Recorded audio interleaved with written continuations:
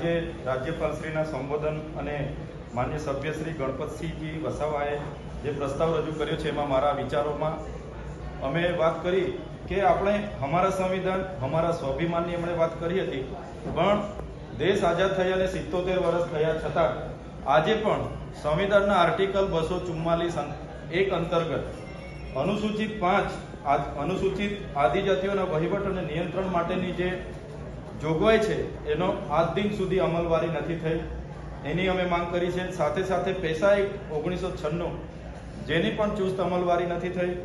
સાથે સાથે tribal advisory committee જે આદિજાતિઓના વહીવટ નિયંત્રણ અને કલ્યાણકારી યોજનાઓ માટેની મહત્વની ભૂમિકા હોય છે, જે રાજ્યપાલશ્રીના દેખરેખ હેઠળ હોય છે, જેના અધ્યક્ષ પણ આદિવાસી સભ્ય હોવા જોઈએ, જેના અધ્યક્ષ પણ આજે બીજી કાસ્ટના છે અને એમાં પણ સમયાંતરે મિટિંગ નથી થતી, એની પણ અમે વાત મૂકી છે।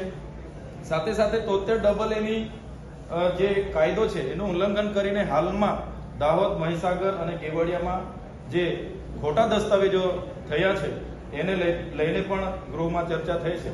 ત્યારે રાજ્યપાલશ્રીએ ગૃહમાં વાત કરી કે નર્મદા પરિયોજનાથી સુજલામ સુફલામ જળ અભિયાન અંતર્ગત ઉત્તર ગુજરાતના 8 જિલ્લા 32 તાલુકા અને સોની યોજના જેને સૌરાષ્ટ્ર નર્મદા અવતરણ યોજના કહેવાય છે એ અંતર્ગત 11 જિલ્લા 115 જળાશયો ભરીને સિંચાઈ આપવાની એમણે વાત કરી, પણ રાજ્યપાલશ્રીના સંબોધનમાં એ નર્મદા પરિયોજનામાં જેમની જમીનો ગઈ છે, જેઓ પોતાની સંસ્કૃતિ પ્રકૃતિ સમાજ સાથે છીનભીન થઈ ગયા છે, એ લોકો વળતરમાં આજે પણ તે આંદોલન કરી રહ્યા છે, પણ જેમને રાજ્યપાલશ્રીના સંબોધનમાં એક લીટીનું પણ સંબોધન મળ્યું નથી, જેનું અમે દુઃખ વ્યક્ત કરીએ છીએ।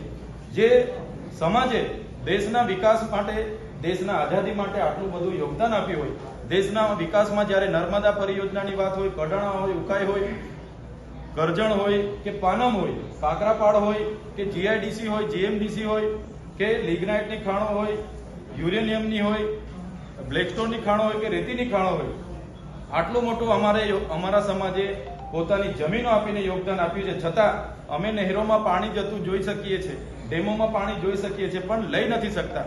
ત્યારે આજે ગૃહમાં જે રાજ્યપાલશ્રીએ સંબોધન કર્યું, એમણે કીધું કે 500 કિલોમીટર સૌરાષ્ટ્ર અને કચ્છ સુધી પાણી પહોંચાડવામાં આવશે અને આખા રાજ્યને લીલુંછમ કરવામાં આવશે।